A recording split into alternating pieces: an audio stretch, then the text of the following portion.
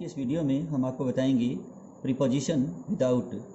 तो विदाउट का अर्थ होता है किए बिना, यानी बिना किसी चीज़ के। तो इसका जो स्ट्रक्चर है इस प्रकार से रहेगा कि सबसे पहले सब्जेक्ट होगा और सब्जेक्ट के बाद में किसी भी टेंस का वर्ब लगेगा। जैसे मान लीजिए प्रेजेंट टेंस है या पास्ट टेंस है या फ्यूचर का है, जो भी है, जिस भी टेंस में आप लिखना चाहते हो तो उस वर्ब को लिखेंगे आप यहाँ। उसके बाद में ऑब्जेक्ट लिखेंगे कि जैसे वाट या होम का जवाब देना होगा कि किसे या फिर क्या का जवाब देना होगा, वो ऑब्जेक्ट कहलाएगा। उसके बाद में आप विदाउट लगाएंगे। विदाउट के बाद में आप नाउन को रख सकते हैं या फिर आप आईएनजी वर्ब को लिख सकते हैं। ठीक है, तो इस प्रकार से ये रहेगा। और अगर आप मान लीजिए विदाउट से लेकर के ये दूसरा जो भाग है, पहला भाग तो यहाँ से यहाँ तक है, यहाँ से यहाँ तक ये पहला भाग है, और दूसरा भाग यहाँ से यहाँ तक जो ये विदाउट के बाद वाला हिस्सा है। इस बाद वाले विदाउट से लेकर के बाद वाला हिस्सा आप पहले भी लिख सकते हो और बाद में एक सेंटेंस लिख सकते हो जो लिखना चाहते हो।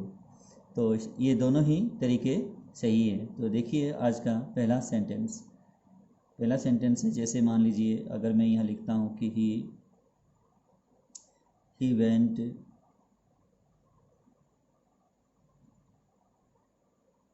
वेंट अवे, वह चला गया,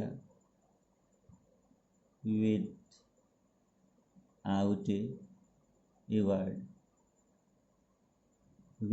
a word. He went away without a word, बिना किसी शब्द के, अर्थात बिना किसी शब्द के, बिना कोई शब्द बोले। ही वेंट अवे, वह चला गया, वह चला गया बिना कोई शब्द बोले या बिना किसी शब्द के वह चला गया। तो यहाँ देखिए विदाउट के बाद में हमने क्या किया है, विदाउट के बाद में ए या एन जो ये आर्टिकल है अवश्य लगेगा। और अगर आप सिंगुलर लिखना चाहते हो, तब मान लीजिए कोई भी नाउन लिखना चाहते हो तो नाउन के लिए आप ए या एन का यूज कर सकते हो।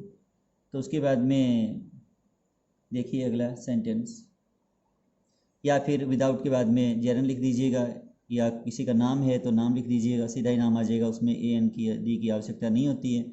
अगर मान लीजिए विदाउट के बाद में जैसे आप लिखना चाहते हो, जैसे मी लिखना चाहते हो, विदाउट मी हो जाएगा, विदाउट यू हो जाएगा, विदाउट हर हो जाएगा, विदाउट हिम हो जाएगा, और विदाउट देम हो जाएगा। ठीक है, और किसी भी व्यक्ति का नाम लिखना चाहते हो तो विदाउट के बाद में उसका नाम लिख दीजिएगा, चल जाएगा, सही होगा।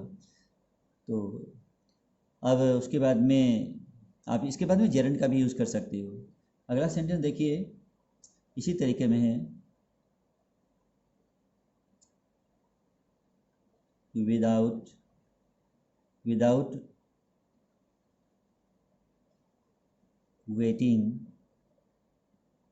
वेटिंग फॉर एन आंसर,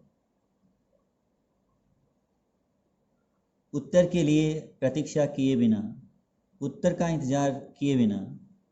अब ये भाग पहला हो गया, पहले विदाउट वाला हिस्सा लिखा गया, उसके बाद में कॉमा लगा दिया गया, उसके बाद में दूसरा हिस्सा लिख सकते हैं, जैसे ही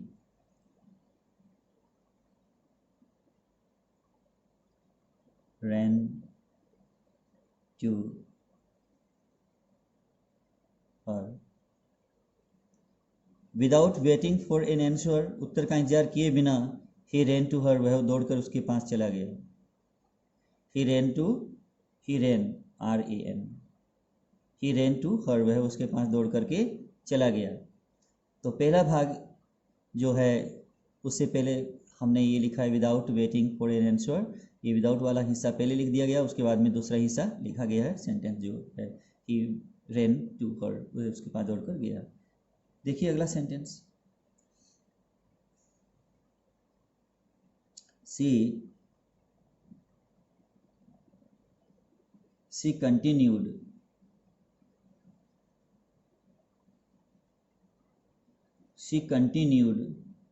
without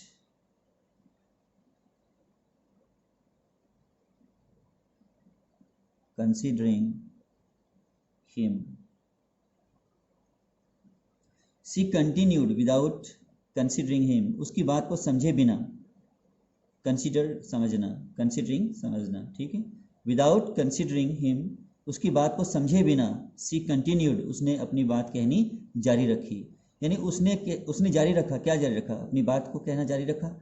विदाउट कंसिडरिंग हिम, उसकी बात को समझे बिना, अपनी बात उसने कहना जारी रखा।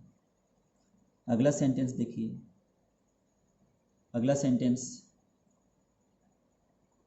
अगर मान लीजिए हम लिखते हैं, जैसे नाउन पहले लिखते हैं, लाइफ इज नॉट पॉसिबल, जीवन संभव नहीं है,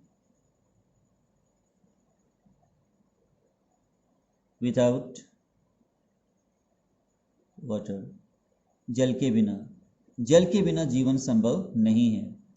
तो पॉसिबल क्या है, एडजेक्टिव है, नॉट पॉसिबल। नॉट का मतलब होता है बिल्कुल नहीं, यानी कतई नहीं। नो का जब आप नो लिखते हैं तो उसके बाद फिर भी गुंजाइश रह जाती है, लेकिन नॉट में बिल्कुल ही नहीं, हो ही नहीं सकता, ये मतलब हो जाता है इसका, बिल्कुल नहीं। तो लाइफ इज नॉट पॉसिबल, जीवन बिल्कुल संभव नहीं है, विदाउट वाटर, जल के बिना। देखिए अगला सेंटेंस, यू कैन सी, आप देख सकते हैं, विदाउट वियरिंग ग्लासेस, ऐनक को पहने बिना आप देख सकते हैं। You can see without wearing glasses, चश्मा पहने बिना आप देख सकते हैं, तुम देख सकते हो। अगला सेंटेंस, अब यहाँ विदाउट का यूज़ कैसे किया जा रहा है आप भली भांति आप समझ सकते हैं खूब अच्छी तरह से। तो जैसे अगला सेंटेंस मैं यहाँ लिखता हूँ, दे गो, वे जाते हैं नोवेयर, कहीं भी नहीं। दे गो नोवेयर, वे कहीं भी नहीं जाते हैं, विदाउट देयर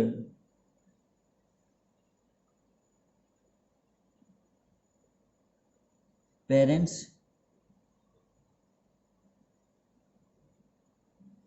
परमिशन, अपने माता पिता की अनुमति के बिना, अपने माता पिता की इजाज़त के बिना वे कहीं नहीं जाते हैं। They go nowhere without their parents permission, माता पिता की अनुमति के बिना वे कहीं नहीं जाते हैं।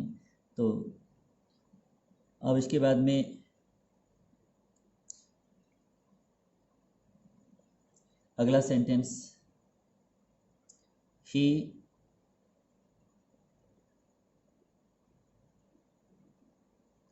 कैरीड ऑन, उसने जारी रखा, हिज वर्क, अपना काम। ही कैरीड ऑन हिज वर्क, उसने अपना काम जारी रखा, विदाउट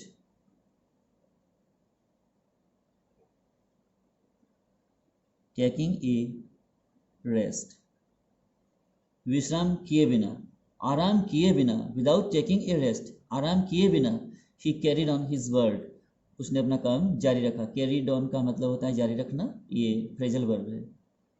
जब वर्ब के साथ में प्रीपोजिशन जोड़ देते हैं तो फ्रेजल वर्ब बन जाता है, उसका अर्थ अलग बनता है। फिर वर्ब का अपना अर्थ होता है, जब इसके साथ में प्रीपोजिशन जोड़ते हैं तो ये फ्रेजल वर्ब बनता है।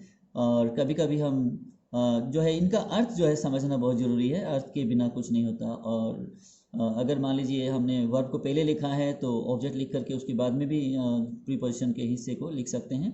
तो हमेशा ध्यान रखना है कि अब जैसे मान लीजिए विदाउट का हम यूज़ कर रहे हैं, तो ये क्या है, विदाउट क्या है, एक प्रीपोजिशन है। प्रीपोजिशन का जो प्रयोग है वो नाउन के लिए होता है।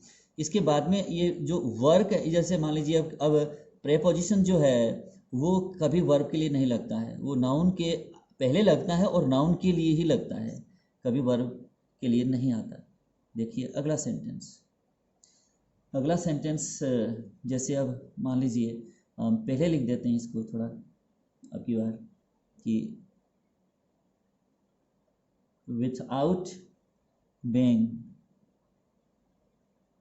ये थोड़ा सा पैसिव कंस्ट्रक्शन है। विदाउट बीइंग सीन, बिना देखे, बिना देखे ही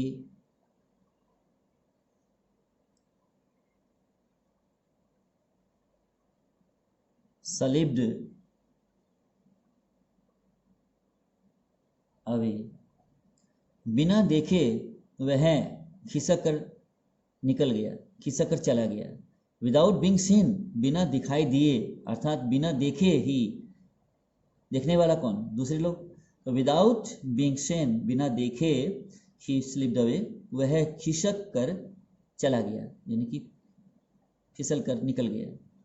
तो इस तरह से हम क्या है कि विदाउट का यूज़ करते हैं।